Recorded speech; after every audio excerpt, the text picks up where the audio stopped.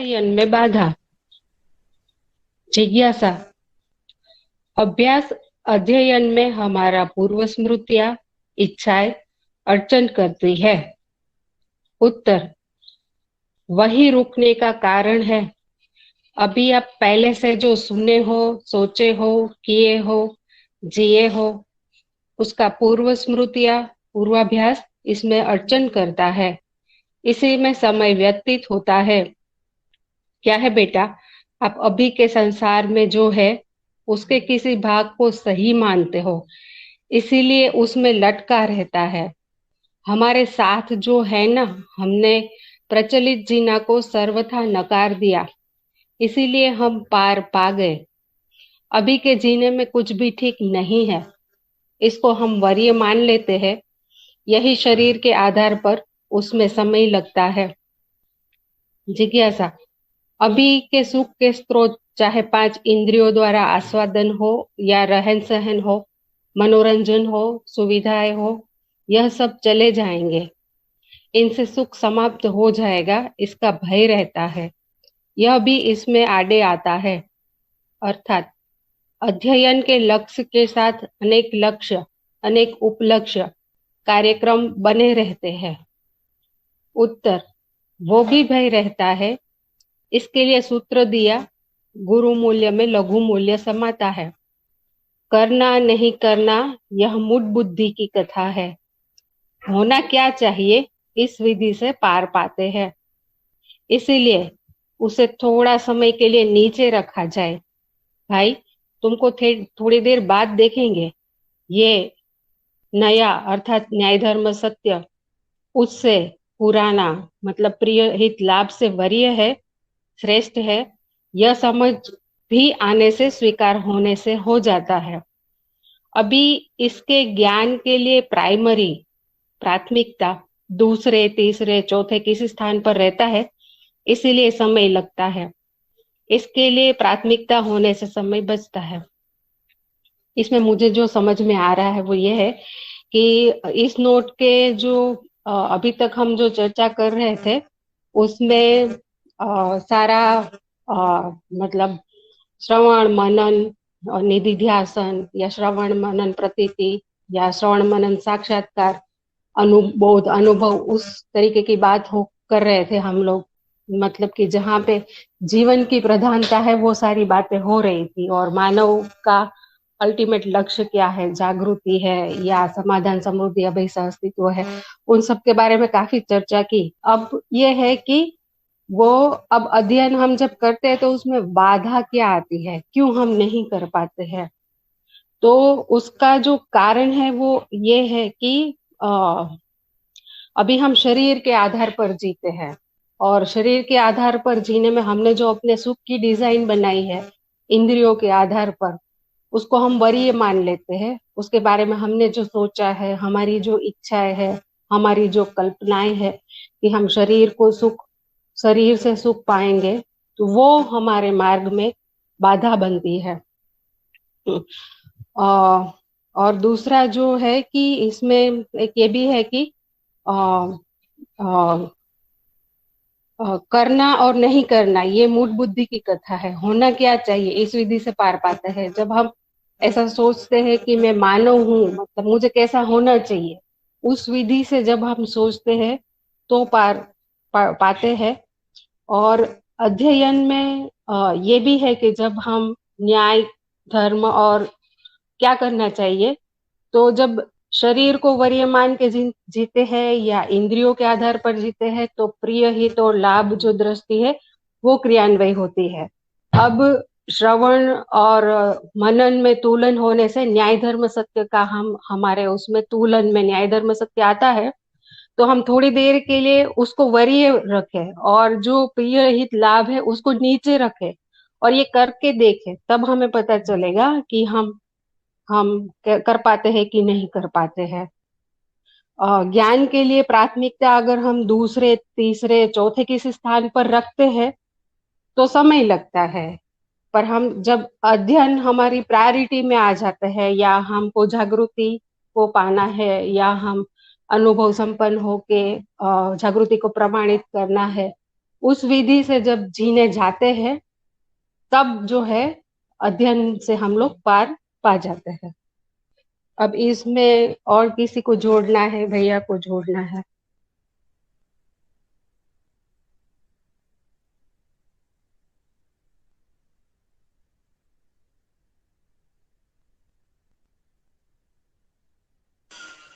ठीक है दीदी, समझ में तो आ रहा है इससे।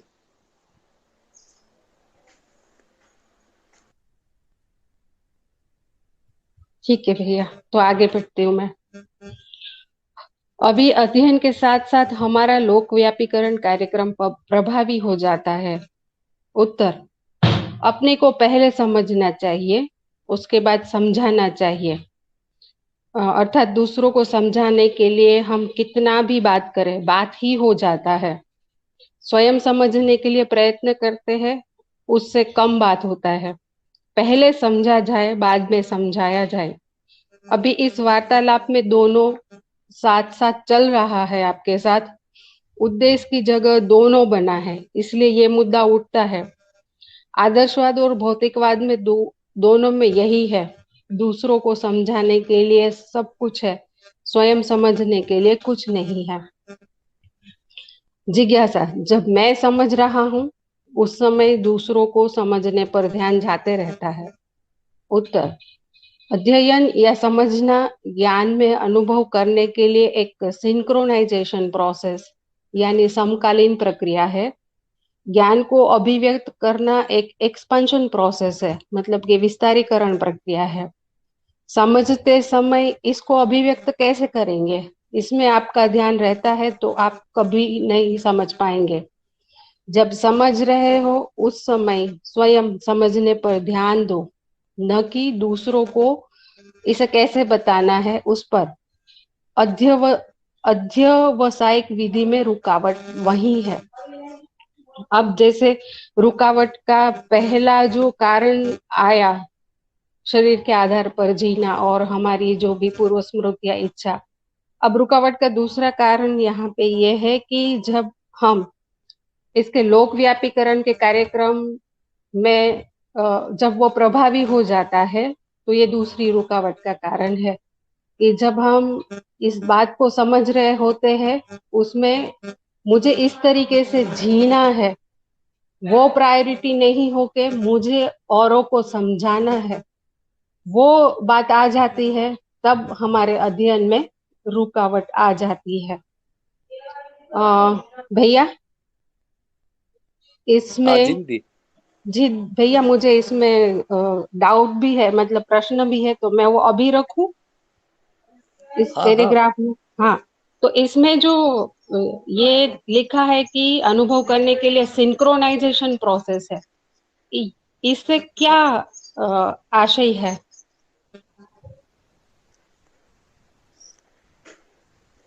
अच्छा, सिंक्रोनाइजेशन का आशय एक तो ये समझ में आ रहा है कि जो अर्थ है, अर्थ के प्रति हमारा मन लग जाना, ये सिंक्रोनाइजेशन है। अध्ययन अध्ययन में या अध्ययन प्रक्रिया में भाषा होता है, भाषा से संप्रेषण होता है या बताया जाता है, सूचना दी जाती है, सूचना दी जाती है शब्दों में, परिभाषा में। तो उसके मूल में जो भाव है। ना चाहेगा? हाँ हाँ दीदी, आप ही पढ़िए। हाँ, ठीक है। जिज्ञासा, अध्ययन पूर्वक हम अनुभव की ओर अग्रसर हो रहे हैं या नहीं, इसकी जांच का क्या मापदंड है? उत्तर, अध्ययन करते हैं तो समझ में आ रहा है, समझ में आ रहा है तो आप में विश्वास हो रहा है, विश्वास हो रहा है तो और समझ में आ रहा है। इस तरह पूरा समझ में आने के बाद प्रमाणित होता है। भैया इसको तो समझना चाह रही हूं मैं कि ये आप में विश्वास हो रहा है उसका क्या मतलब है?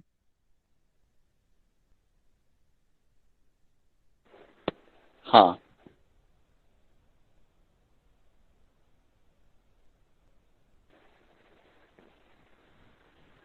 एक एक सरल सा अभ्यास ध्यान में आ रहा है, वो शेयर करता हूँ। मुझ में विश्वास हो रहा है, इसका मतलब है मैं संबंधों की पहचान, ये एक अभ्यास है, उससे विश्वास का पता लगता है।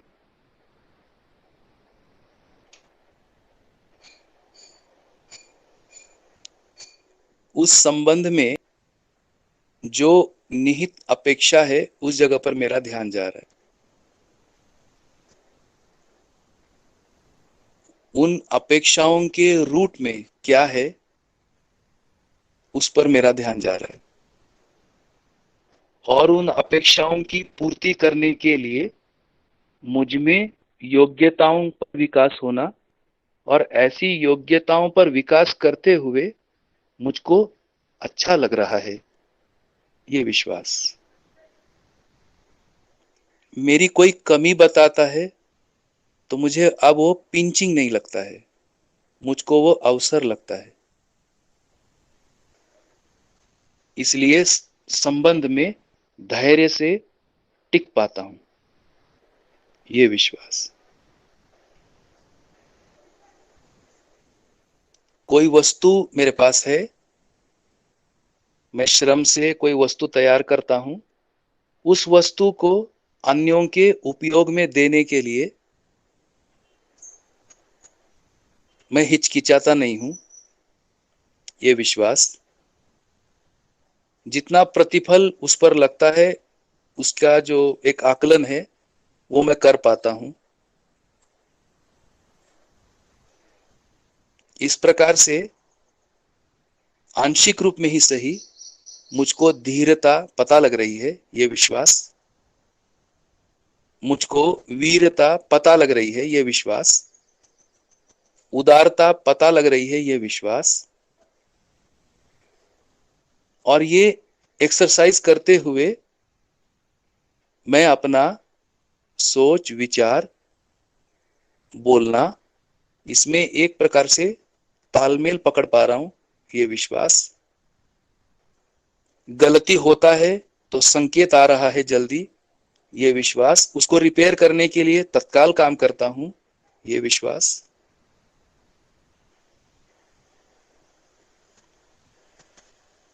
इस प्रकार से लाइफ में कोई गुरु मूल्य है,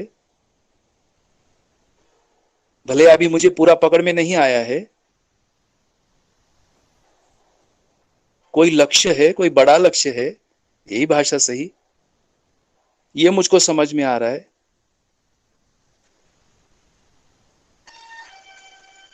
तो ऐसा एक डाउन टू अर्थ इंग्लिश में अगर कहें तो एक स्थिति मेरी बन रही है, और जो ये सबसे क्या हो रहा है, समझने की जो प्यास है उस पर मेरा ध्यान चला जा रहा है, और मेरा जो एक प्रवृत्ति है वो समझने की ओर, समझने के लिए मेरी स्थितियां तैयार हो रही हैं। ये सारा जो हमारे में वातावरण बनता है स्वीकृतियों का, उससे मैं अब हर संबंधी, सात संबंध की सूचना मुझे मिली है, तो प्रत्येक संबंध में अब मैं फोकस्ड वे में एक संतुलन एक्ट, एक बैलेंसिंग एक्ट ये मेरे से हो रहा है। और जो कि वो अभिनय नहीं होकर उसमें एक प्रामाणिकता है, ईमानदारी है, इस जगह पर मैं भरसक प्रयास करता हुआ नजर आता हूं।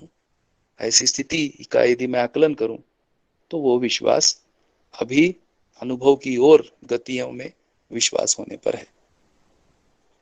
तो ये सारा बेसिकली संबंधों की पहचान में फोकस होता है। ये एक विश्वास का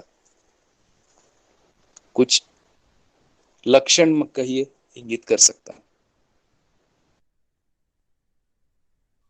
जी भैया।